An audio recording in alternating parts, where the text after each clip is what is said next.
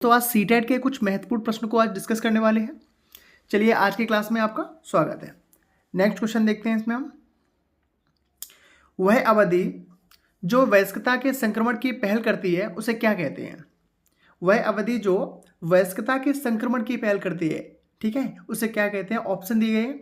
बाल्यावस्था की समाप्ति, किशोरावस्था, मध्य बाल्यावस्था या फिर पूर्व क्रियात्मक अवधि। ठीक है, देखिए अगर बात करेंगे जनरली विकास के विभिन्न आयाम की या अवस्थाओं की, तो उनको जो डिवाइड कर रखा है सामान्य वर्गीकरण है, जैसे गर्भावस्था, शैशवावस्था, बाल्यावस्था, किशोरावस्था या फिर इसके बाद है प्रौढ़ावस्था, है ना। तो और उसकी एज जो रखी गई है, जैसे गर्भावस्था की बात करेंगे तो उसकी एज जैसे गर्भ से लेके और जन्म तक, गर्भ धारण करने से लेके जन्म तक। और शैशवावस्था की बात की गई है 0 से 6 वर्ष। कितना? 0 से 6 वर्ष। और अगर बात करेंगे बाल्यावस्था की, तो बाल्यावस्था की बात की गई है 7 से 12 वर्ष, है ना। और बात करेंगे अगर किशोरावस्था की, तो 13 से 18 वर्ष, 13 to 18 वर्ष। और बात करेंगे प्रौढ़ावस्था, तो 19 से लेकर और 19 के बाद की जो एज है उसको क्या बोला गया है? प्रौढ़ावस्था। ठीक है, तो यहाँ पर बात की जा रही है कि वयस्कता के संक्रमण की पहल करना, ठीक है, यानी वयस्कता जहाँ से स्टार्ट होती है ऐसा। ठीक है, तो इसके लिए इसका राइट आंसर हो जाएगा कौन सा? किशोरावस्था। ठीक है, यानी बाल्यावस्था के समाप्ति के बाद जो किशोरावस्था की स्टार्टिंग है ना, वही क्या है? वयस्कता के संक्रमण की भी पहल करती है। वही अवस्था है जहाँ से वयस्कता क्या होती है, एक तरह से स्टार्ट होती है। ठीक है, चलिए नेक्स्ट क्वेश्चन देखेंगे। एक प्रारंभिक कक्षा कक्ष में एक बालक या बालिका अपने साथ जो अनुभव लाते हैं लाती है, ऑप्शन दिए गए हैं। उन्हें शामिल कर उनका संचय करना चाहिए, या फिर नेक्स्ट ऑप्शन है उन्हें अस्वीकार करना चाहिए, या फिर उनकी उपेक्षा करनी चाहिए, या नेक्स्ट ऑप्शन है उन पर ध्यान नहीं देना चाहिए। तो देखिए बात करेंगे जैसे उन पर ध्यान नहीं देना चाहिए, गलत है, क्योंकि ध्यान देना ही तो बहुत इंपॉर्टेंट है। उपेक्षा नहीं कर सकते, उपेक्षा उनकी। अस्वीकार बिल्कुल गलत है। तो इसका राइट आंसर हो जाएगा ऑप्शन नंबर फर्स्ट, यानी उन्हें शामिल कर उनका संचय करना चाहिए। देखिए जो भी बालक बालिका अपने अनुभव लेके आते हैं, ठीक है, वो बेहद इंपॉर्टेंट होते हैं, क्योंकि उनके द्वारा उनकी समझ से जो चीज़ें उनके माइंड में उन्होंने अपनी बना रखी हैं, जिस तरीके से अपनी सोच को बना रखी है, हमें उसको नेग्लेक्ट नहीं करना है, ना ही उसको गलत बताना है। हो सकता है कि थोड़ा बहुत अलग हो भी, तब भी उसे सही डायरेक्शन देके उसको आगे बढ़ाना है। ठीक है, जिससे कि वे अपनी सोच को ना हीन भावना के तरीके से ना देखें। ठीक है, चलिए तो इसका राइट आंसर हो जाएगा क्वेश्चन नंबर 2 का ऑप्शन नंबर फर्स्ट, यानी कि जो अपने अनुभव लेके आते हैं उन्हें शामिल कर उनका संचय करना चाहिए। नेक्स्ट क्वेश्चन देखेंगे। एक अध्यापिका कक्षा में कई खिलौने व चमकीली वस्तुएं साथ में लेकर कक्षा में प्रवेश करती है। ठीक है, एक अध्यापिका है, वो क्या कर रही है?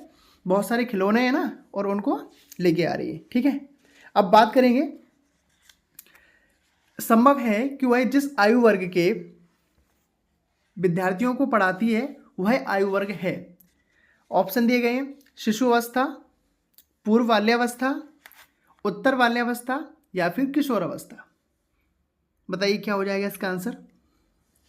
तो देखिए बात की जा रही है किसकी?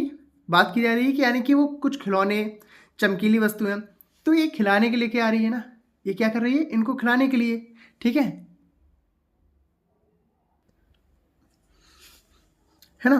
तो यहाँ पे समझेंगे, देखिए जो यहाँ पे बात की जा रही है, जैसे शिशु अवस्था जो है ना, अब जैसे हरलोक ही ले लेते हैं। ठीक है, तो शिशु अवस्था इन्होंने जो माना है वो माना है जन्म से लेके और लगभग कितना शिशु अवस्था को माना है? जन्म से लेकर उन्होंने माना है, जैसे देखो जनरली हम करते हैं 6 वर्ष, है ना, लेकिन शैशवावस्था को जैसे रॉस ने माना है 1 से 3 वर्ष, हरलोक ने माना है 2 वर्ष, इस तरीके से। अब इसके बाद बात की गई है पूर्व बाल्यावस्था, बात की गई है, तो पूर्व बाल्यावस्था की जो एज मानी गई है वो है 3 वर्ष से 6 वर्ष तक। ठीक है कि नहीं है? और उत्तर बाल्यावस्था यानी 7 से 12 वर्ष, ये हरलॉक ने माना है, लेकिन रॉस का यहाँ पे अलग है। रॉस ने पूर्व बाल्यावस्था को 3 से 6 वर्ष माना है और उत्तर बाल्यावस्था को 6 से 12 वर्ष माना है, इस तरीके से, है ना।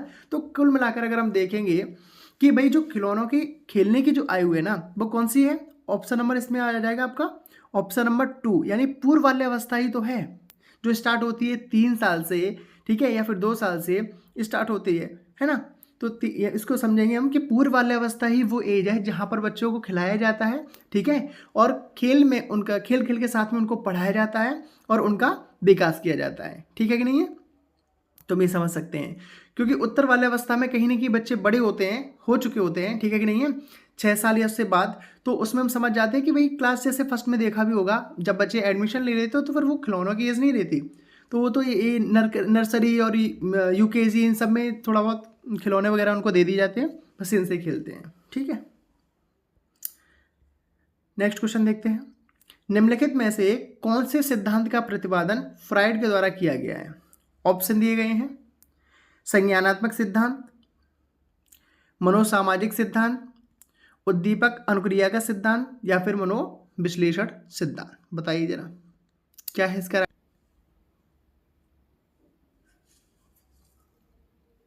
तो देखिए, बात करेंगे जैसे संज्ञानात्मक सिद्धांत की, तो संज्ञानात्मक सिद्धांत के जो प्रतिपादक माने जाते हैं वो कौन माने जाते हैं, जीन पियाजे। कौन माने जाते हैं, जीन पियाजे, है ना। और बात करेंगे आगे, मनोसामाजिक सिद्धांत, एरिक्सन को माना जाता है ना, इसका प्रतिपादन कौन है, एरिक्सन। उद्दीपक अनुक्रिया सिद्धांत की बात करेंगे तो आता है नाम थॉर्नडाइक, ठीक है। उद्दीपक अनुक्रिया का सिद्धांत जो दिया है, जिसको हम एसआर सिद्धांत भी बोलते हैं, ठीक है, तो ये इनका नाम है पूरा E.L. थॉर्नडाइक, है ना। चलिए खैर, इसके बाद बात करेंगे मनोविश्लेषणात्मक सिद्धांत या फिर मनोविश्लेषण सिद्धांत, ठीक है।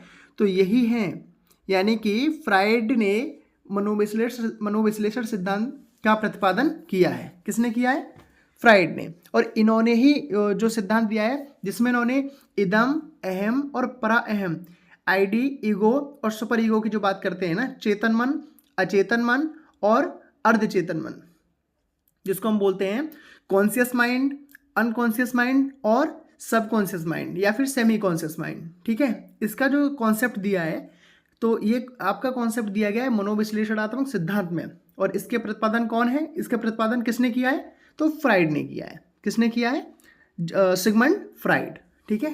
तो क्वेश्चन नंबर 4 का ऑप्शन हो जाएगा 4। चलिए नेक्स्ट क्वेश्चन देखते हैं, बच्चों को सीखने सिखाने की प्रक्रिया के दौरान वे उसे कार्य को किस प्रकार से कर रहे हैं, इसकी जानकारी इन्हें। ऑप्शन दिए गए हैं, कार्य समाप्त होने के पश्चात दी जानी चाहिए, कार्य करते समय सतत रूप से दी जानी चाहिए, या फिर कार्य के बीच में एक बार ही दी जानी चाहिए, या फिर इसकी कोई आवश्यकता नहीं है। बताइए क्या होगा इसका आंसर। देखिए, अगर बात करेंगे कि बच्चे को सीखने सिखाने की प्रक्रिया के दौरान, है ना, सिखा रहे हैं, अब कार्य समाप्त होने के बाद जानकारी मिले, तो बहुत हम कह सकते हैं कि भाई क्या सीखा, क्या सारी चीज़ें उसमें क्या त्रुटि है, क्या नहीं है, ठीक है। तो ये सारी चीज़ें कहीं ना कहीं रह जाएंगी। इसके बाद सेकंड जो ऑप्शन है कि कार्य करते समय सतत रूप से, सतत मतलब होता है कॉन्टीन्यूअस, ठीक है, यानी जानकारी देते रहना चाहिए, ठीक है। और नेक्स्ट आपका है कि एक बार ही दी जानी चाहिए। तो देखिए, इसका राइट आंसर हमारा यही हो जाएगा, ऑप्शन नंबर 2, यानी कार्य करते समय सतत रूप से जानकारी देते रहना चाहिए, ठीक है। तो यही उसका आंसर है। फिर से एक बार रिपीट करता हूँ कि बच्चों को सीखने सिखाने की प्रक्रिया के दौरान वे उसे कार्य को किस प्रकार से कर रहे हैं, इसकी जानकारी इन्हें कार्य करते समय सतत रूप से देनी चाहिए, ठीक है। नेक्स्ट क्वेश्चन देखेंगे, आपको लगता है कि आपकी कक्षा में कुछ बच्चे बहुत तेज गति से सीख रहे हैं और कुछ बच्चे बहुत धीमी गति से सीख रहे हैं, इस परिस्थिति में आप क्या करेंगे। देखिए, सबसे पहली बात तो ये है कि तेज़ गति से सीखना या फिर धीमी गति से सीखना, है ना, हम कह सकते हैं कि देखो बच्चे जो है ना, उनकी बोलते हैं ना व्यक्तिगत भिन्नता, जो हमने टॉपिक पढ़ रखा है, ठीक है। तो ये व्यक्तिगत भिन्नता का ही एक उदाहरण कह सकते हैं उसको, कि भाई अलग अलग हैं बच्चे, ठीक है। कोई हो सकता है जल्दी सीखता है, कोई देर में सीखता है, कोई उससे भी देर में सीखता है, डिपेंड करता है। चलिए खैर, तो मेन बात ये है कि अब इसमें समझेंगे कि इस परिस्थिति में आप क्या करेंगे। ऑप्शन दिए गए हैं, तेज़ गति से सीखने वाले बच्चों को आगे बढ़ने देंगे, ठीक है। लेकिन एक चीज़ है इसमें कि आगे बढ़ने देंगे, लेकिन जो तेज़ नहीं सीख पा रहे क्या उनको छोड़ देंगे क्या। चलिए आगे देखते हैं। या फिर धीमी गति से सीखने वाले बच्चों पर कोई ध्यान नहीं देंगे, भाई बिल्कुल गलत है है ना, ये भी गलत है। फर्स्ट और सेकंड भी है कि क्या उनको छोड़ दिया जाए, मतलब तेज़ गति जो सीख रहे हैं उनको आगे बढ़ा दिया जाए और धीमे वाले जो है ना उनको छोड़ दिया जाए, ठीक है। तो ऐसा भेदभाव तो कर नहीं सकते। नेक्स्ट दिया है कि इस बात पर कोई ध्यान नहीं देंगे, बिल्कुल गलत है, क्योंकि आप एक टीचर की भूमिका में हैं और आपका दायित्व बनता है कि सभी बच्चों को देखना, समझना और उनको आगे लेके जाना।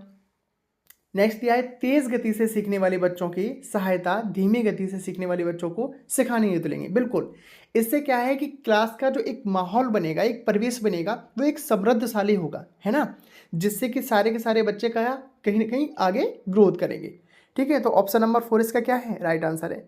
यानी कि तेज गति से सीखने वाले बच्चों की सहायता धीमी गति से सीखने वाले बच्चों को सिखाने हेतु लेंगे, ठीक है। नेक्स्ट क्वेश्चन है कक्षा कक्ष का वातावरण होना चाहिए। ऑप्शन दिए गए हैं शांति प्रिय, ठीक है, शांति प्रिय होना चाहिए। शोरगुल से भरा हुआ, ये तो बिल्कुल ही गलत है। अनुशासन से पूर्ण होना चाहिए, ठीक है, ये भी सही है। या फिर मित्रतापूर्ण होना चाहिए। देखिए ऑप्शन के फॉर्म में हम देखें शांति प्रिय होना चाहिए, सही है। अनुशासन से पूर्ण होना चाहिए, ये भी सही है। लेकिन इन सब में जो सबसे बेस्ट ऑप्शन है वो है मित्रतापूर्ण, ठीक है। क्यों, जिससे कि जो स्टूडेंट हैं, जो शिक्षार्थी हैं, बालक या बालिका हैं, वो मित्रतापूर्ण का मतलब है कि उनका आपस में भी जो एक बिहेवियर है वो ऐसा होना चाहिए कि हेल्प कर सकें एक दूसरे की, ऐसा। और टीचर से जो उनका एक कन्वर्सेशन है, बातचीत है, इस तरीके से हो कि उनको डर या झिझक ना लगे किसी भी क्वेश्चन को पूछने में, किसी भी टॉपिक पर बात करने में, है ना। इस तरह से कहीं ना कहीं सामंजस्यपूर्ण व्यवहार होना चाहिए। चलिए, तो इसके लिए क्वेश्चन नंबर 7 का राइट आंसर हो जाएगा ऑप्शन नंबर 4 मित्रतापूर्ण। नेक्स्ट क्वेश्चन है बच्चे फिल्मों में दिखाई गई हिंसात्मक व्यवहार को सीख सकते हैं। यह निष्कर्ष निम्नलिखित में से किस मनोवैज्ञानिक द्वारा किए गए कार्य पर आधारित हो सकता है, ठीक है। यानी कि यहाँ पे क्या है कि फिल्मों में दिखाई गई, यानी बच्चे फिल्म देख रहे हैं मान लीजिए, और उसमें जैसे नहीं कभी फाइट का सीन आ जाता है, तो देखा होगा कि बचपन में ये ज़्यादातर चीज़ें होती हैं। फाइट का सीन देख लिया तो हमें लगता है कि हमारे अंदर भी इतना पावर आ गई है, किसी को तोड़ देंगे, फोड़ देंगे, ऐसा, है ना, ये सारी चीज़ें। तो वही दिया गया कि वो हिंसात्मक व्यवहार को सीख सकते हैं। यह निष्कर्ष किस मनोवैज्ञानिक द्वारा किए गए कार्य पर आधारित हो सकता है। ऑप्शन दिए हैं एडवर्ड एल थॉर्नडाइक, जेवी वॉटसन, अल्बर्ट बांडुरा और जीन पियाजे। तो देखिए इस तरह के सिद्धांत को दिया है किसने, अल्बर्ट बांडुरा। बांडुरा ने सामाजिक अधिगम का जो सिद्धांत दिया है ना, यानी बच्चे समाज से सीखते हैं, है ना। अब देखिए सामाजिकता पर दो लोगों ने ध्यान दिया है ना, देखेंगे तो अल्बर्ट बांडुरा जिन्होंने एक कॉन्सेप्ट रखा है अपना, एक बायोगैस की, ठीक है कि नहीं है। दो ही लोग हैं जिन्होंने प्रॉपर तरीके से इस पर सिद्धांत अपने अपने दिए हैं, अल्बर्ट बांडुरा। अब देखिए फिल्मों की बात करें, ये सारी चीज़ें हैं, तो इस पर स्पेशली किसने दिया है, हम बात करते हैं बांडुरा की। यानी बांडुरा जी ये कहते हैं कि अगर मान लीजिए बच्चे फिल्म देखते हैं और फिल्म में जिस तरह का माहौल, जिस तरह की चीज़ें देखते हैं, कहीं ना कहीं उनके दैनिक जीवन में भी वो सारी चीज़ें क्या करती हैं, उनको प्रभावित करती हैं, ऐसा, ठीक है। तो इसलिए इसका राइट आंसर हो जाएगा अल्बर्ट बांडुरा। नेक्स्ट क्वेश्चन देखते हैं साइकिल सीखने के बाद स्कूटर सीखने में प्रशिक्षण का स्थानांतरण होगा। देखिए ये टॉपिक है आपका अधिगम स्थानांतरण, है ना। चलिए बात करते हैं। अब देखिए अधिगम स्थानांतरण में जनरली इनको तीन पार्ट में, 3 पार्ट में डिवाइड किया गया है, जैसे कि धनात्मक स्थानांतरण, ऋणात्मक स्थानांतरण और शून्य स्थानांतरण। मैं थोड़ा कॉन्सेप्ट क्लियर कर देता हूँ आपके लिए। धनात्मक स्थानांतरण वो होता है यानी अधिगम का वह पार्ट, यानी वह सीखी हुई चीज़ें जो आपको किसी नए सीखे ज्ञान में, यानी पुराना सीखा हुआ ज्ञान जब नए किसी चीज़ को सीखने में हेल्प करे आपकी, है ना, तो वो क्या कहलाता है, धनात्मक स्थानांतरण। मैं एग्जांपल देता हूँ, ये इसी का है, मतलब इसका आंसर भी फर्स्ट ही हो जाएगा कि जैसे साइकिल सीखने के बाद स्कूटर सीखते हैं। तो देखिए जब साइकिल आप सीख चुके हैं तो कहीं ना कहीं आपको साइकिल चलाना आता है, यानी कि उसको हैंडल संभालना आता है, बैलेंस करना आता है, तो वह बैलेंस आपका स्कूटर में भी काम में आएगा, ठीक है कि नहीं है। तो यानी आपको हेल्प तो मिल रही है, ऐसा तो नहीं है कि वो जैसे स्कूटर में बैठे तो आपको कुछ एक्सपीरियंस ही नहीं है, यानी कम से कम उसको संभालना, बैलेंस करना तो आता ही है, ठीक है। तो ये हो जाएगा आपका धनात्मक स्थानांतरण, यानी कि पूर्व का जो ज्ञान है वो आपके लिए कैसा काम कर रहा है, हेल्प का काम कर रहा है। आगे जैसे दिया है ऋणात्मक स्थान, उसको बता देता हूँ मैं।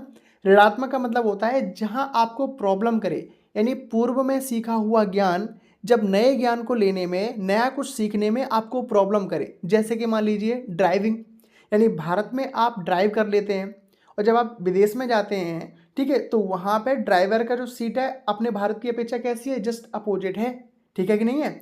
तो वहाँ पर आपको क्या करती है वो प्रॉब्लम, क्योंकि यहाँ पे तो आदत है कि लेफ्ट हैंड पे चलने की, अब वहाँ पे चलना है राइट हैंड पर, है ना। तो वो कहीं ना कहीं प्रॉब्लम करता है। और शून्य स्थानांतरण का मतलब होता है कि जहाँ पर पीछे पुराना सीखे हुए ज्ञान का नए ज्ञान से कोई लेना देना ही नहीं है, ठीक है। तो इस तरह के स्थानांतरण को कहते हैं हम शून्य स्थानांतरण, यानी कोई फर्क नहीं पड़ता, ठीक है कि नहीं है। यानी आप एक यहाँ पे ड्राइव करते रहें सारी चीज़ें, ठीक है, एक अलग बात है। अब मान लीजिए अब आप किसी ऑफिस को ज्वाइन कर लेते हैं तो उसका उससे कोई कनेक्शन ही नहीं है, यानी कोई इससे फ़र्क नहीं पड़ रहा। ड्राइविंग आती है तब भी नहीं आती है तब भी नहीं, काम वहाँ का ऑफिस का है, तो उसमें न तो धनात्मक है न ऋणात्मक है, इस तरह को बोलते हैं हम शून्य। चलिए, तो क्वेश्चन नंबर 9 का हमारा आंसर हो जाएगा option number first. Next question है, अनुभव के कारण व्यवहार में होने वाले अपेक्षाकृत स्थायी परिवर्तन को कहा जाता है ना। यानी अनुभव जो हमारा एक्सपीरियंस है उसके कारण जब व्यवहार जो हम करते हैं उसमें होने वाले अपेक्षाकृत स्थायी परिवर्तन को कहा जाता है। ऑप्शन दिए गए हैं अभिप्रेरणा, नेक्स्ट ऑप्शन है संवेग, थर्ड ऑप्शन है हमारा अधिगम और स्मृति। तो देखिए इस तो साफ साफ है, कई बार आपने डेफिनेशन के फॉर्म में पढ़ा होगा कि अनुभव के कारण व्यवहार में होने वाले अपेक्षाकृत स्थायी परिवर्तन को हम क्या बोलते हैं, बताइए जरा। इसको बोलते हैं हम अधिगम। क्या है? अधिगम यानी सीखना, ठीक है कि नहीं है। हाँ, तो इसका राइट आंसर हो जाएगा ऑप्शन नंबर 3। चलिए नेक्स्ट क्वेश्चन देखते हैं। क्वेश्चन हमारा है डिसलेक्सिया। डिसलेक्सिया में बच्चों को परेशानी होती है। देखिए डिसलेक्सिया बहुत मतलब कह सकते हो इसको मोस्ट इंपॉर्टेंट क्वेश्चन है, ठीक है कि नहीं है। कैसा है? इंपॉर्टेंट क्वेश्चन है। क्यों है? कई मतलब सी टेट में तो है ही, कई तरह के जो टेट हैं उनमें एक कई बार रिपीट होने वाला क्वेश्चन है डिसलेक्सिया, ठीक है कि नहीं है। तो बात की जा रही है कि डिसलेक्सिया में बच्चों को परेशानी होती है, खाने में होती है या फिर चलने में होती है, पीने में होती है या फिर पढ़ने लिखने में होती है। हालांकि यहाँ पे ऑप्शन जो है ना वो थोड़ा इजी रख दिए गए हैं, ठीक है। तो इसका राइट आंसर हो जाएगा हमारा ऑप्शन नंबर 4, यानी पढ़ने लिखने में क्या होती है, डिसलेक्सिया में परेशानी होती है, ठीक है कि नहीं। और चलिए खैर नेक्स्ट देखते हैं। और इस तरह के अवधान जो है ना कई, डिस्ग्राफिया, डिस्कैलकुलिया, डिसलेक्सिया, है ना, और ADHD, इस तरह के कई सारे अवधान हैं। चलिए हम किसी दिन इस पर एक टॉपिक बना के फिर हम लोग इसको डिस्कस करेंगे, ठीक है। नेक्स्ट क्वेश्चन है, विद्यालय में लिंग भेदभाव से बचने का सर्वोत्तम तरीका हो सकता है। यानी विद्यालय में लिंग भेदभाव से बचने का सर्वोत्तम तरीका, ऑप्शन दिए गए हैं। पुरुष एवं महिला शिक्षकों को समान संख्या में भर्ती करना। यानी क्या किया है कि पुरुष और महिला शिक्षक को समान संख्या में भर्ती कर, भाई सही समान संख्या में भर्ती तो कर दिया है। मान लीजिए भाई भेद करने की बहुत सारी चीज़ें हैं, है ना, इंपॉर्टेंस देना किसी को ज़्यादा, सैलरी कहीं ना कहीं कम या ज़्यादा कर देना, ये कई सारी ऐसी चीज़ें हैं कि समान भर्ती करने के बाद भी और ये क्या है, यानी कि कहीं ना कहीं उनमें भेदभाव हो जाता है। चलिए खैर आगे देखते हैं। विद्यालय में लिंग भेदभाव को दूर करने के लिए नियम बनाना और सख्ती से उनका पालन करवाना, ठीक है। चलिए नेक्स्ट देखते हैं। संगीत प्रतियोगिता के लिए लड़कियों की अपेक्षा अधिक लड़कों में चयन करना, ठीक है, या फिर शिक्षकों द्वारा उनके लिंग पक्षपात पूर्ण व्यवहार का अधिसंज्ञान।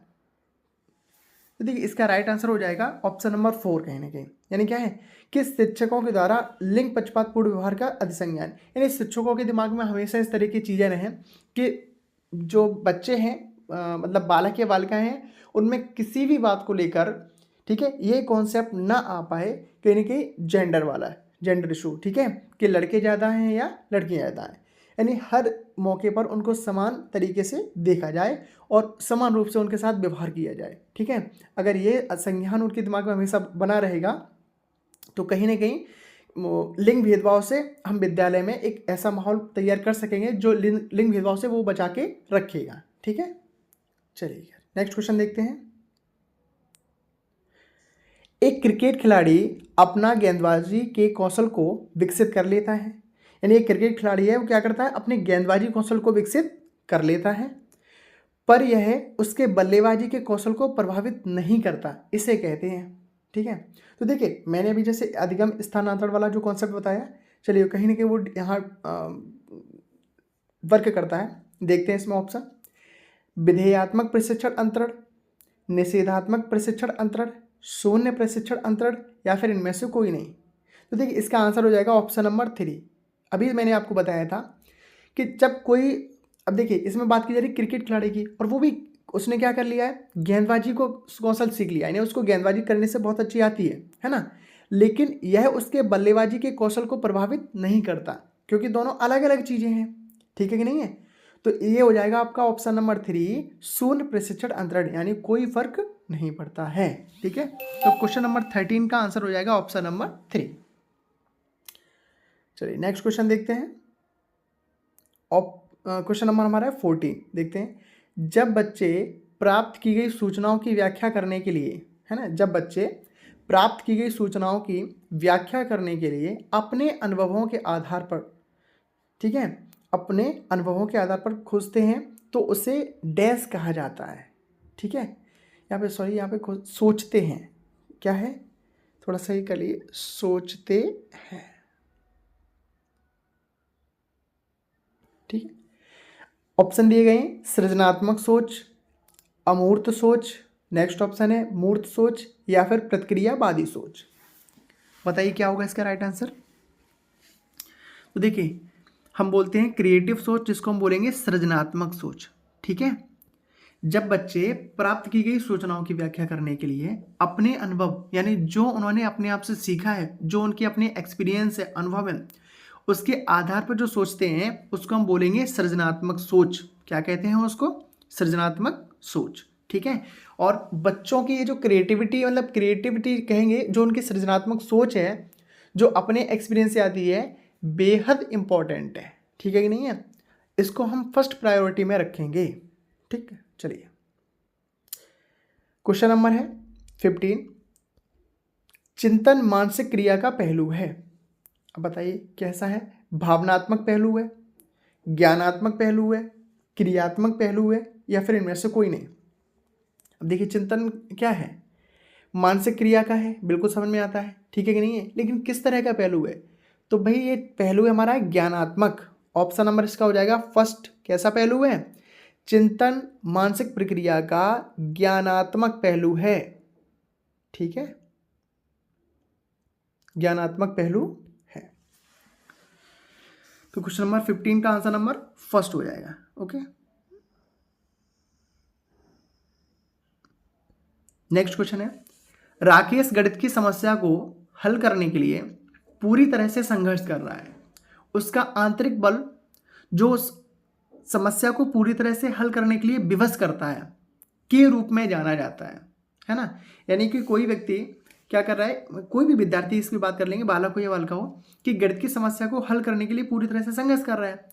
अब उसका ऐसे क्या उसमें चीज़ है, कौन है जो कहीं ना कहीं उसको विवश कर रहा है कि उसको पूरी तरीके से क्या है, समस्या को हल करने के लिए। ऑप्शन दिए गए हैं, प्रेरक, व्यक्तित्व विशेषक, संवेग, या फिर प्रत्यक्षण। दोस्तों अगर आपको वीडियो अच्छी लग रही हो और क्वेश्चन आपको सही लग रहे हो तो चैनल को सब्सक्राइब जरूर कर लें और लाइक भी करते जाए, है ना। चलिए आगे देखें। तो देखिए इसमें है कि प्रेरक। अब देखिए बात करेंगे, प्रेरक ही है जो कहीं ना कहीं आपको प्रेरित कर रहा है कि आप उस क्वेश्चन को कंप्लीट करें, समझें। ठीक है कि नहीं है? तो इसके लिए इसका राइट आंसर भी क्या हो जाएगा? Option number first. क्या है? प्रेरक, है ना।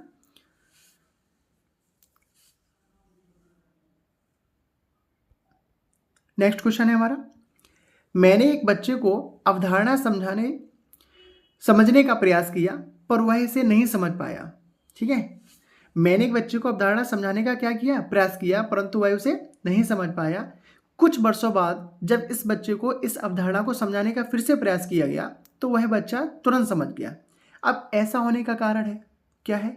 अभ्यास है, यानी अभ्यास की वजह से समझ गया, संयोग की वजह से समझ गया, परिपक्वता की वजह से समझ गया, या फिर अधिक प्रयास। देखिए जो क्वेश्चन में बात कही गई है उसमें तो अभ्यास की बात तो कही नहीं गई कि उसको मैंने कई बार रिपीट करवाया, है ना, तब तो हम मान सकते थे अभ्यास की।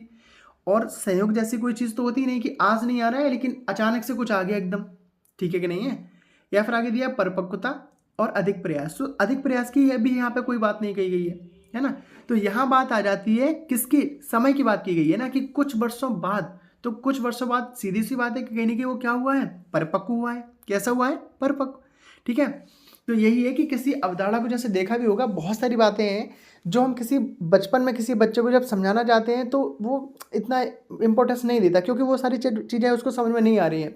लेकिन वही उस बच्चे को जब बाद में समझाते हैं, 2 साल 4 साल 5 साल बाद हमें जब मिलता है वो, तब उसको जब समझाने की कोशिश करते हैं तब उसके दिमाग में आता है, और हमें भी ये समझ में आ रहा होता है कि ये अभी छोटा है, अभी इसको बातें ये समझ में नहीं आएंगी। कई बार आपने देखा होगा जब क्लास में खड़े होकर जब आप पढ़ाते हैं, बताते हैं, या किसी भी फॉर्म में जब आप किसी को बताना चाहते हैं कुछ, तो हमको भी आभास हो जाता है कि ये भी इसके लिए छोटा है, इसको ये बातें समझ में नहीं आएंगी, है ना। कई बार हमारे माता पिता जो है ना, वो हमको समझाना चाहते हैं तो भी वही कहते हैं कि अभी तुम छोटे, अभी समझ में नहीं, बाद में समझ में आएंगी सारी चीज़ें। चलिए, तो वो किस पर डिपेंड करती है? परिपक्वता पर। ठीक है, तो यही यहाँ पे है कि भाई ये इसका आंसर हो जाएगा हमारा ऑप्शन नंबर 3, परिपक्वता। ठीक है, नेक्स्ट क्वेश्चन है, विकास में व्यक्ति के भिन्नता को समझने के लिए क्या महत्वपूर्ण है?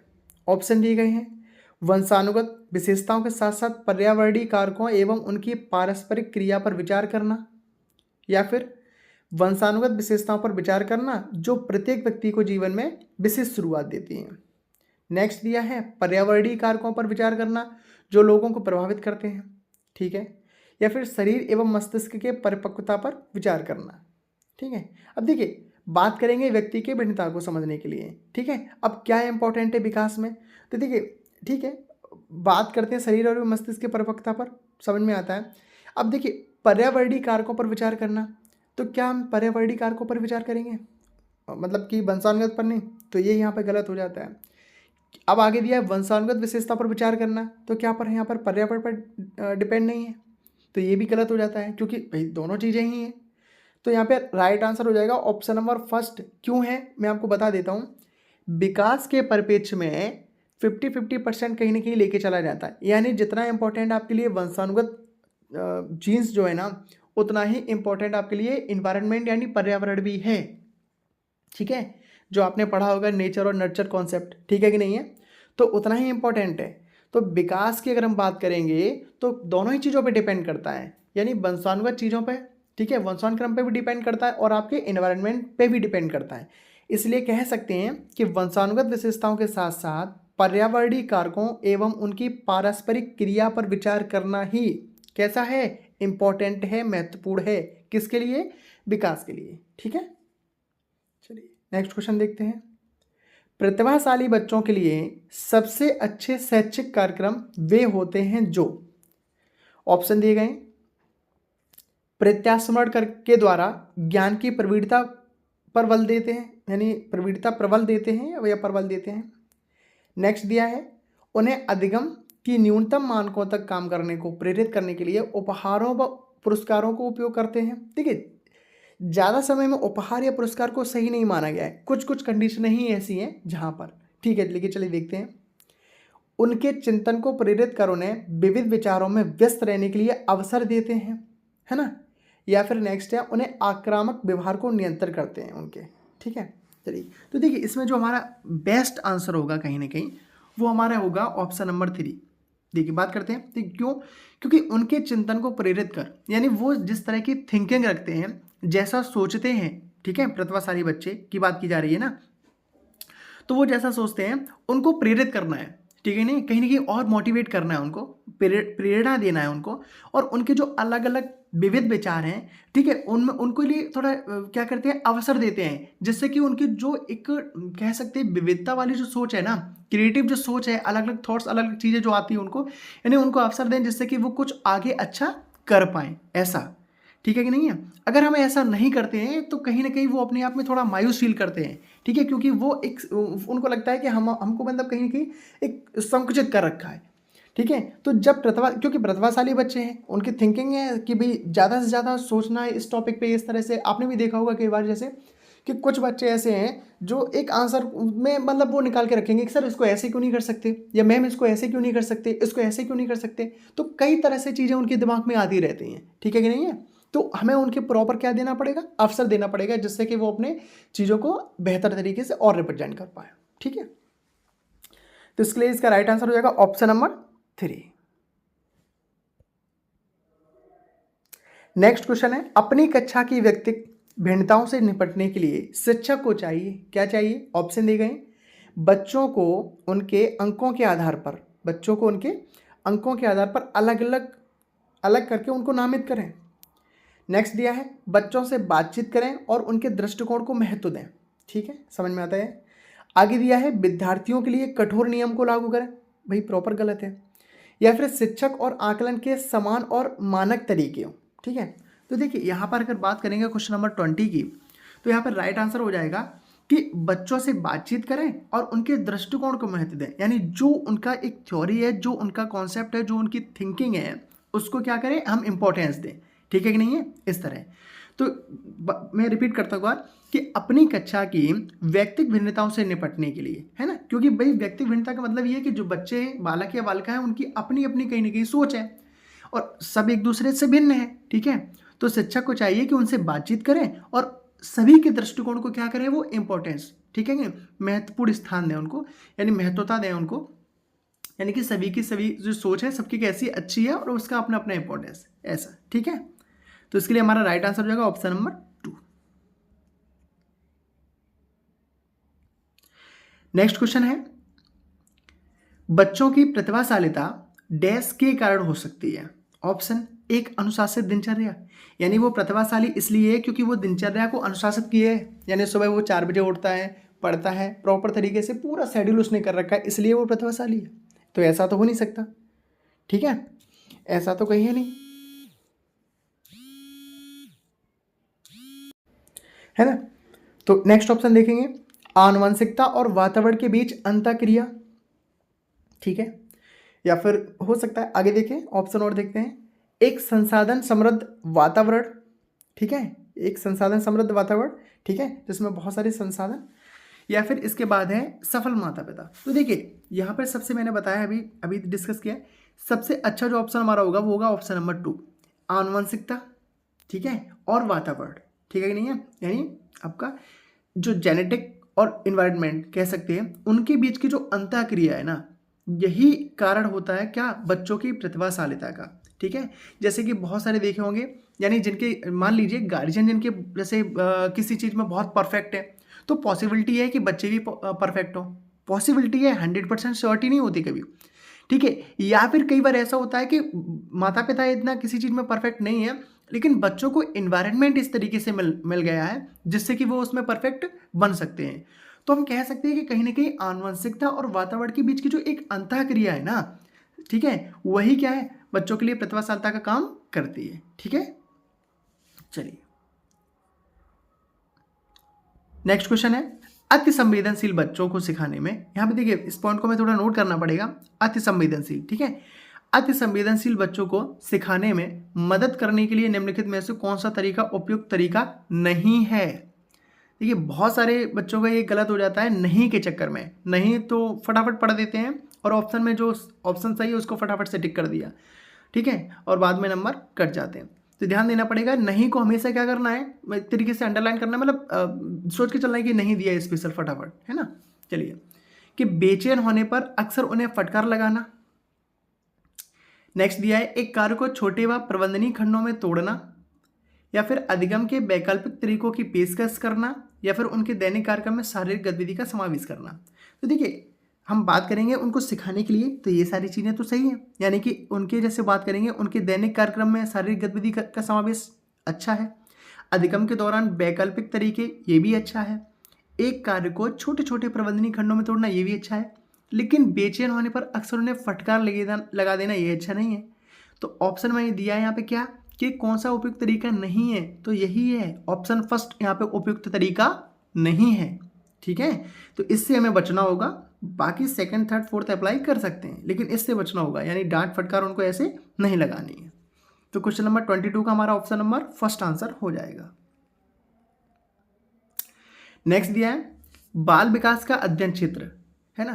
देखिए मैं एक बार फिर से रिपीट करता हूँ, भाई आपको अगर चैनल अच्छा लग रहा हो, वीडियो अच्छी लगी हो, क्वेश्चन आपको अच्छे लगे हों, तो चैनल को सब्सक्राइब जरूर कर लें, जिससे कि वीडियोस आप तक प्रॉपर तरीके से पहुंचती रहे और अलग अलग तरह के इंपॉर्टेंट क्वेश्चन आपको मिल पाएँ, जिससे कि आप सीटेट में बेहतर प्रदर्शन कर पाएँ।